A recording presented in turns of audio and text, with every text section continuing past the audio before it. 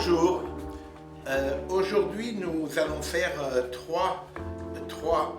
l'explication de trois fresques de la chapelle Brancacci.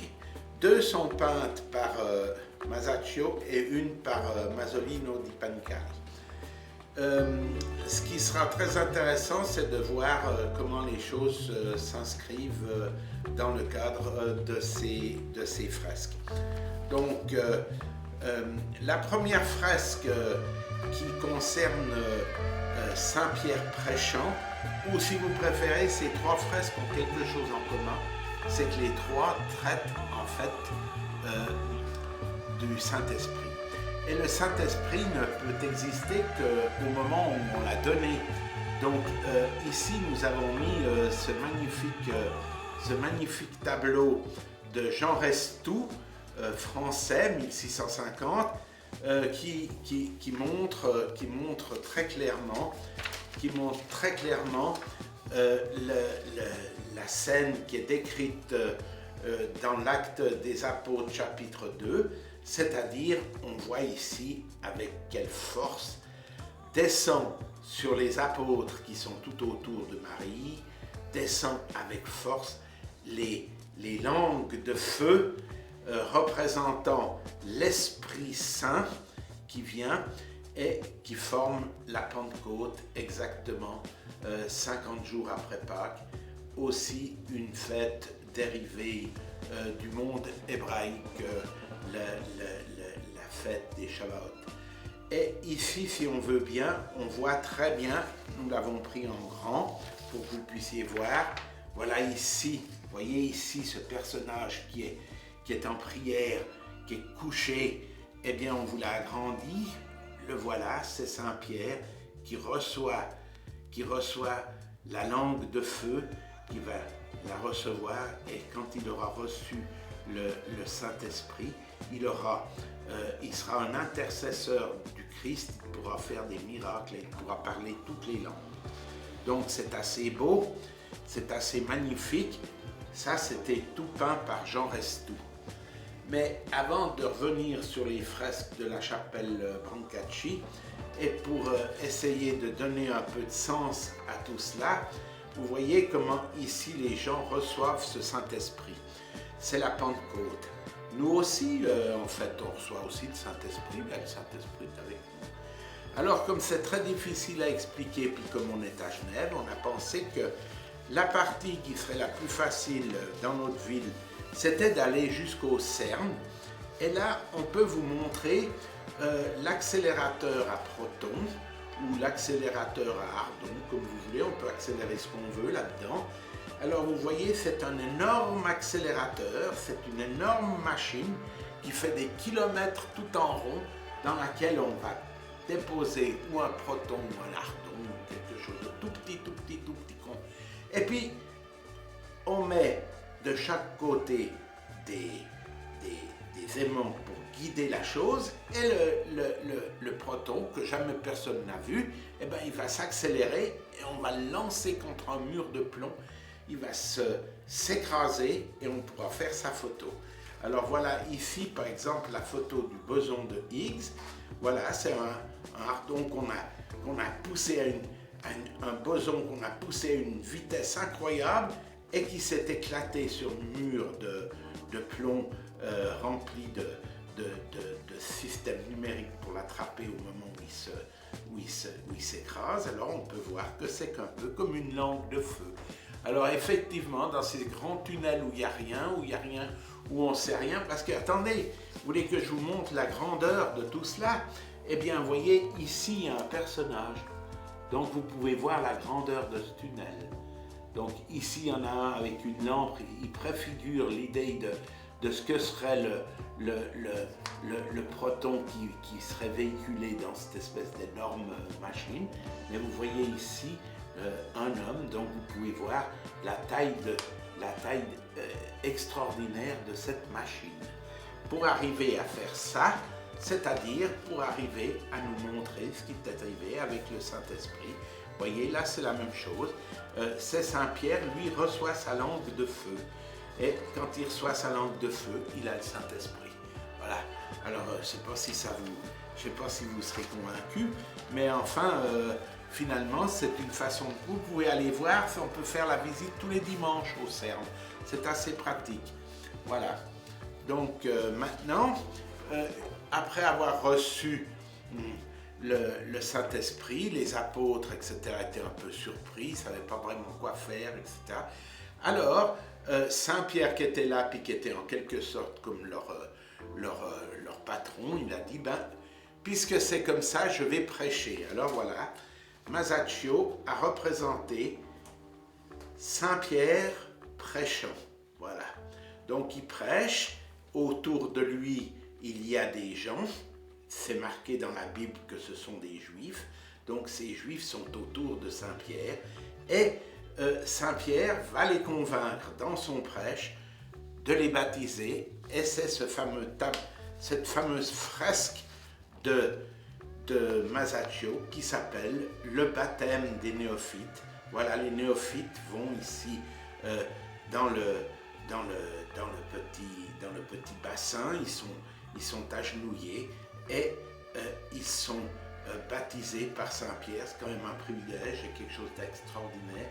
Il renverse sur eux un petit bol d'eau bénite et ainsi ils sont baptisés et ils deviennent chrétiens. Voilà, ici on voit encore mieux l'acte de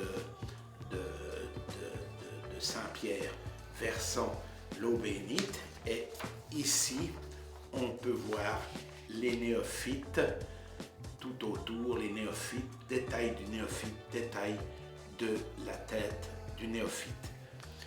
Voilà, donc on est rentré dans cette partie qui est un peu complexe de la chapelle Brancacci où on nous montre Saint-Pierre faisant toutes sortes d'exercices de miracles et dans la grande fresque qui suit, on a une vision encore plus extraordinaire puisque ici il va guérir Énée qui est un paralytique, donc il va le soigner complètement, il lui demande de se relever et de faire son lit. Et ici, il ressuscite Tabitha qui veut dire en langue araméenne, ça veut dire la gazelle.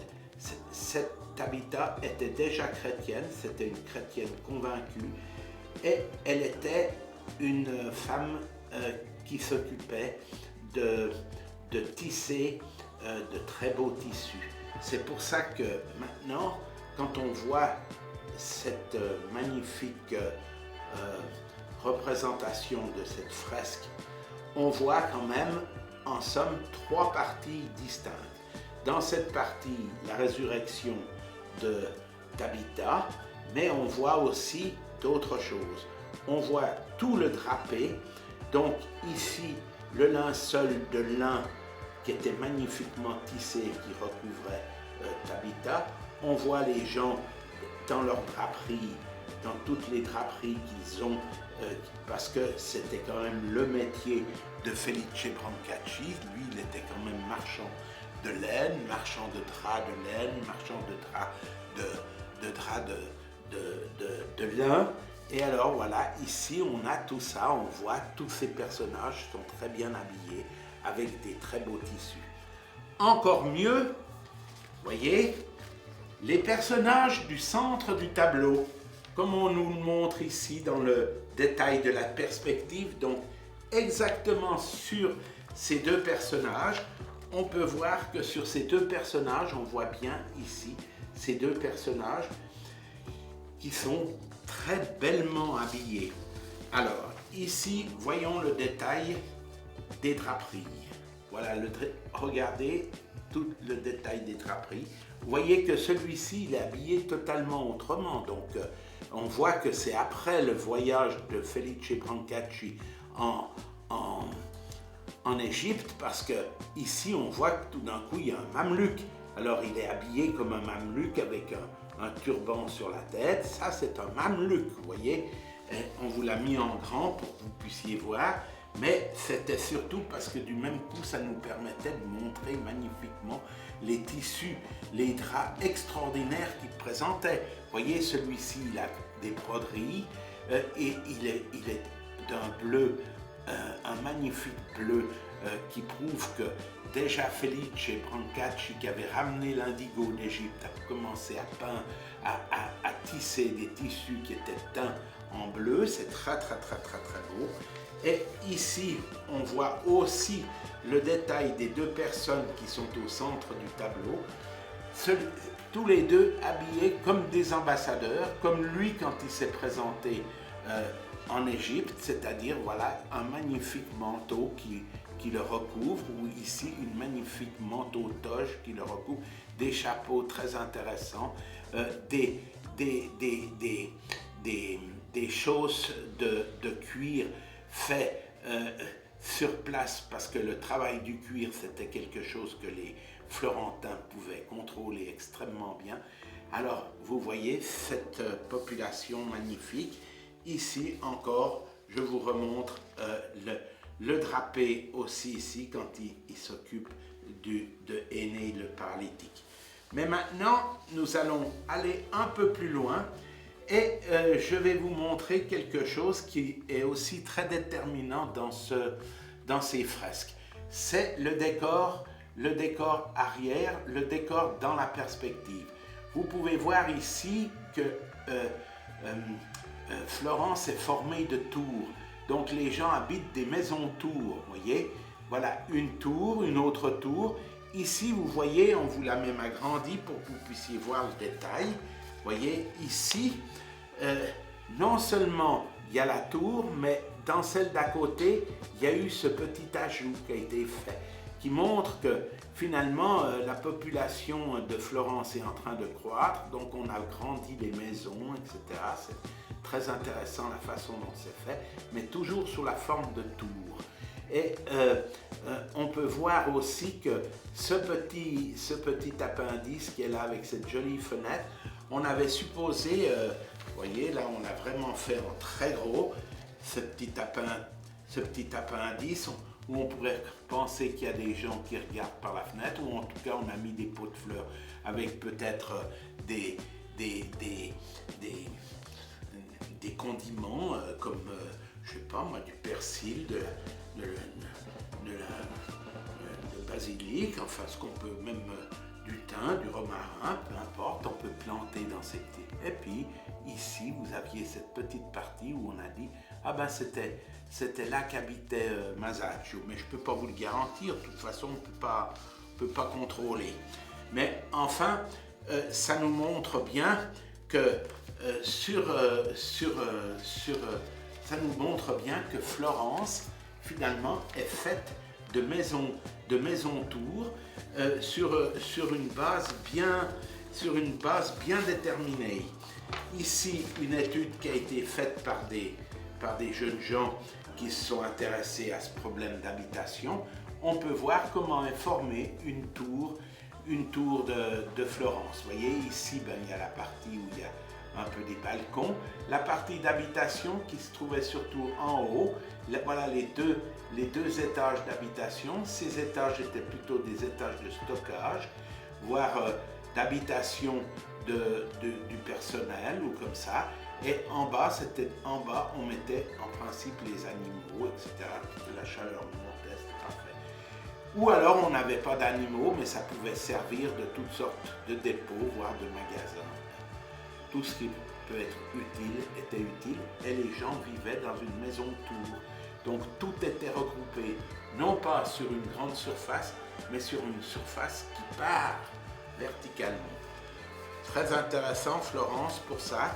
D'ailleurs, si vous avez l'occasion d'aller à Florence, vous pourrez encore voir au centre de Florence la maison des Strozzi, voilà, la Torre Strozzi.